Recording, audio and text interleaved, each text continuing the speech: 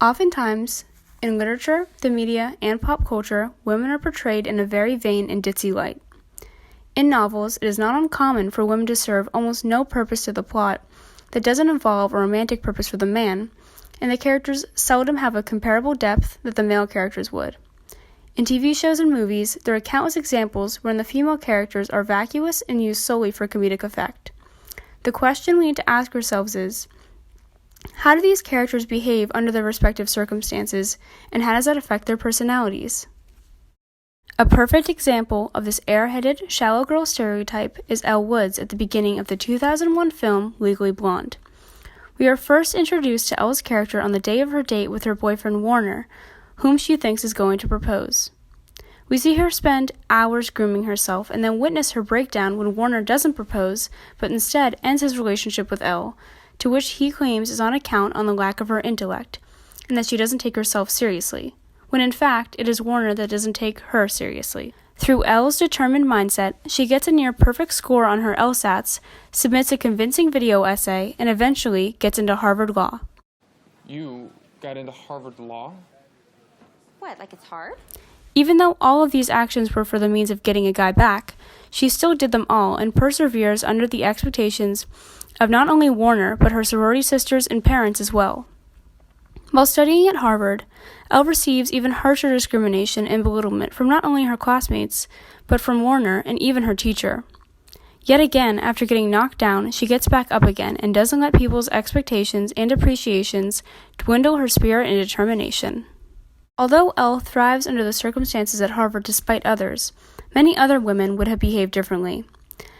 An example of this would be Hedda Gabler, the titular character of Henrik Ibsen's 1897 play. Hedda allows society's treatment of her turn her into a bitter and vengeful person who stops at nothing to ruin the lives of others for her own entertainment and selfish gain. However, Hedda's hostile treatment of others has its consequences. Her lies and scheming eventually catch up to her, and she kills herself to avoid the ramifications of her actions. Hedda's obsession with power and control stems from the fact that women received little to no control at the time, forcing her to grasp onto whatever she could hold. However, these proved to have disastrous and fatal consequences for many people in Hedda's life, including herself. Amy Dunn in Gone Girl acts similar to Hedda. However, instead of killing herself or her lies catching up with her, Amy gets away with manipulating the police and the media, and we see her get everything that she wanted. Although this ending seems a bit cynical, we still know that Amy is not going to live a happy life, because she isn't letting herself be herself. She has full control over her situation, but yet has no control because she trapped herself into a linear way of thinking, just for others to believe she lives a perfect life. In the AMC TV show Mad Men, we are given insight to women's lives 50 years ago, and although we see how women's roles and expectations have changed, we also see how similar women's struggles are today. Main characters Betty and Peggy are polar opposites, with Betty being the stereotypical vintage housewife and Peggy wanting to desperately live a lifestyle similar to the men around her, because she wants to be viewed as an equal, as she believes that is the only way to gain respect. Betty Draper, for instance, is heavily influenced by the expectations of women. Betty convinces herself that she wants to be a mother and a housewife. However, it is abundantly clear that this lifestyle is not for her. I'm here all day, alone with them, outnumbered. She simply enjoys the status she believes it represents, as she was raised to believe that it was the ultimate goal to get married and have children. One might be able to compare Betty's skewed mindset to Amy Dunn in Gone Girl, as they both trick themselves into living a life that they don't necessarily want, all to satisfy the appearance they need to portray to the outside world. Peggy, however, acts similar to Elle, as she goes out of her way to defy the expectations of the men and even women around her, just to prove that she is capable of what a man is doing, and to gain the same respect that the men in the office have. For someone who doesn't understand the film, Legally Blonde can easily be regarded as insulting to women, but at further investigation, both the film and the novel prove to be one of the most empowering pieces of work in the 21st century. Elle Woods takes the criticisms and backlash she receives from her classmates at Harvard and uses it to charge her motivation to succeed against their scrutiny towards her. She now is ready to learn and grow from her Harvard education, as opposed to just trying to get Warner back.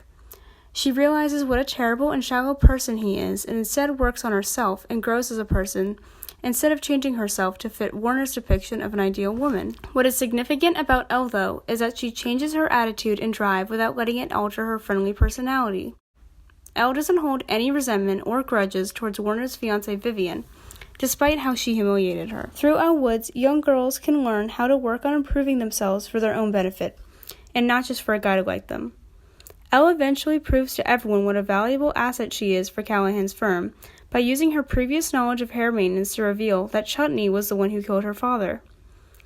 Elle's value for her friends is another reason why she is a fantastic role model, because she doesn't give away Brooke's alibi despite everyone's protests, including Warner's, to give it away. This tells us that ultimately, Elle values friendship and loyalty before career advances. Legally Blonde shows us that regardless of circumstance, women, and anyone else facing scrutiny for that matter, can find the power within themselves to work hard and persevere. As Elle Woods herself once said, "It is with passion, courage of conviction, and a strong sense of self that we take our next steps into the world," and remembering that first impressions are not always correct. You must always have faith in people, and most importantly, you must always have faith in yourself.